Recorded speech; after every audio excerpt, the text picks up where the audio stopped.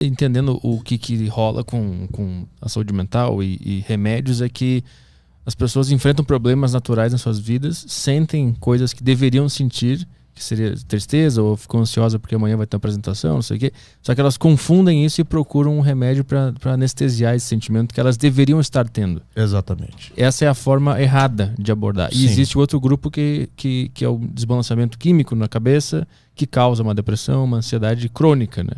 E o que tu tenta fazer, o que tu faz é diferenciar quando que é uma coisa química, cerebral, e quando que é um hábito ou algo que a pessoa devia estar sentindo mesmo, né? É isso, né? É exatamente isso. Eu costumo dizer que a psiquiatria hoje tem 2 pacientes desafiadores. Um é esse. É o cara que não está doente, mas quer estar doente para receber um remédio e dar conta de viver os seus sentimentos normais. Esse, quando entra no consultório, a gente tem que convencer ele que ele não precisa. Ele precisa de outras ferramentas. Como a gente já disse aqui, vamos fazer uma atividade física, vamos mudar a sua vida, vamos fazer uma terapia para ver o que está errado, para ver o que a gente pode mudar. Esse paciente é desafiador nesse sentido. Por outro lado, tem esse, que é o paciente que está doente por uma alteração neuroquímica cerebral, por genética. Ele é bipolar, ele tem depressão grave, ele está com pânico, é psicótico, que por resistência e que por preconceito ele não vai. Então olha que interessante. Eu tenho um que deveria estar lá para tratar e não está, e eu tenho outro que não deveria estar lá e está para tratar o que não precisa ser tratado. Então são 2 pacientes que a gente precisa manejar muito bem, com bastante orientação. Então aqui eu faço e deixo meus parabéns para vocês aqui, por abrir este canal para a gente estar falando disso.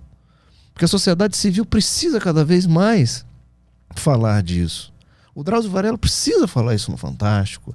A gente precisa falar sobre isso. Nós estamos muito sofridos. Nós somos uma sociedade muito doente. As pessoas estão sofrendo demais. Estão super medicadas. Os consultórios... Cara, eu moro numa cidade de 3 milhões de habitantes. Tem quase 1000 psiquiatras. Tá errado. Isso tá errado. É Brasília, né? É, eu sou de Brasília. Cara, o que tá errado?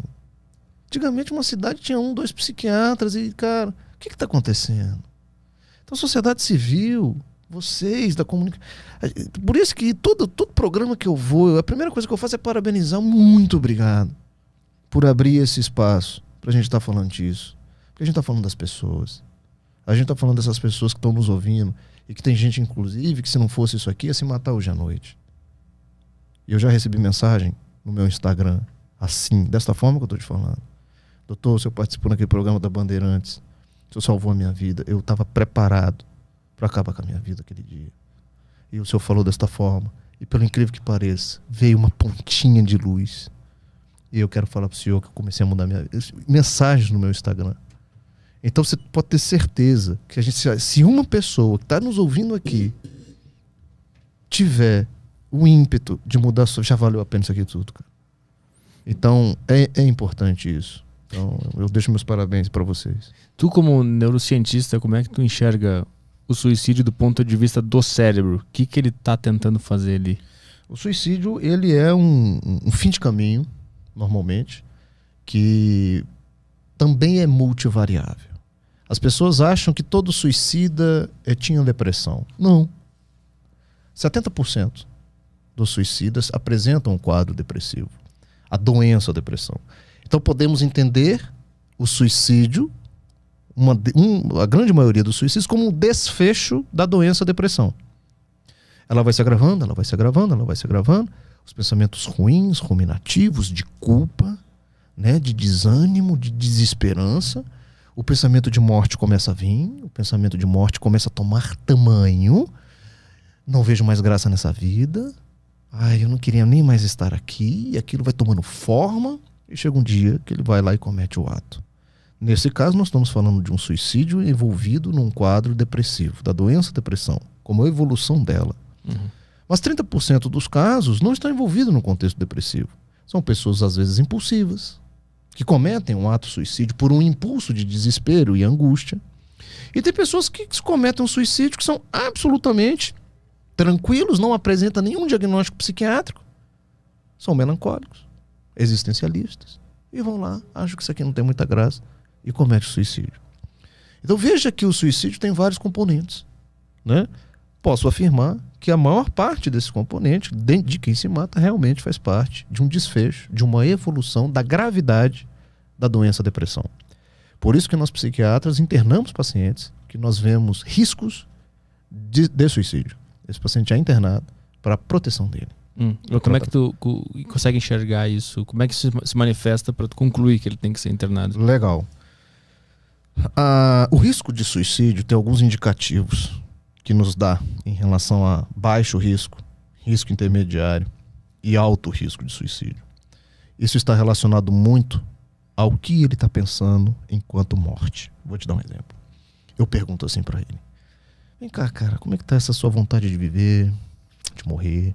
Como é que tá essa sua cabeça em relação a isso? Aí ele fala assim: doutor, eu perdi a vontade de viver, sinceramente. Mas você está pensando em alguma coisa para tirar a sua vida? Não, isso não passa na minha cabeça. Só a vontade de não estar vivo mesmo. Concorda comigo que isso é uma gravidade, vou botar assim, de 0 a 10, 2, em relação ao suicídio? Porque num primeiro momento ele só está com a vontade de não viver, mas passa longe alguma coisa dele tirar a vida dele. Mas já é alguma coisinha. Mas aí não entra se o cara tá querendo fazer isso, ele te dá essa resposta para tu não desconfiar? Precisa de uma habilidade muito grande na consulta. Pois é. Tem. A gente precisa a gente chama de rapport, essa relação médico-paciente, ele confiar em mim. Às vezes não vai ser na primeira consulta, às vezes vai ser na segunda, na terceira. Os familiares são muito importantes nesse momento para trazer a gente frases que ele fala em casa. Às vezes é a mãe que vai falar. Por isso, uma boa consulta psiquiatra, nesse momento, eu preciso ouvir mãe, eu preciso ouvir pai, eu preciso ouvir um amigo, uma namorada, uma esposa, um esposo. Então, uma boa consulta psiquiatra, nesse sentido, eu escuto o paciente e pessoas ao redor do paciente. É neste contexto que eu tomo minha conclusão lá no final. Então, a ideação suicida, ela vai passando em termos de gravidade nesse sentido. Então, a primeira coisinha é a pessoa perder a vontade de viver. Depois ela vai pensando, aí agrava mais um pouquinho, ela vai pensando, eu poderia tirar minha vida. Aí um terceiro passo, ela já começa a pensar em métodos de tirar a vida. Num outro passo, ela começa a fazer planejamento, ela chega a comprar o veneno. No quinto passo, ela escreve carta de despedida. Isso é uma constante, a carta? Não só a carta, mas ela grava alguma coisa, ela deixa alguma coisa registrada, uma mensagem. Então veja que a ideação suicida ela vai passando por uma gravidade de um baixo risco a um altíssimo risco. E a gente pega o paciente aqui, nesse espectro aqui. E é isso que vai definir muito a nossa conduta. Mas mesmo quando o risco é baixo, que às vezes não é necessário uma internação, a gente chama a família e fala assim: vocês não podem ficar longe dele. Vamos cuidar dele esses 15 dias, esses próximos 30 dias de uma forma mais próxima. Eu vou medicar, ele vai ter o apoio do psicólogo e tal. Vocês vão estar muito junto dele, qualquer coisa você me fala, tal. Então nós vamos conduzindo assim. O paciente de risco intermediário para alto, a gente precisa internar muitas vezes, porque às vezes não tem esse suporte familiar de 24 horas e ele está em altíssimo risco para suicídio.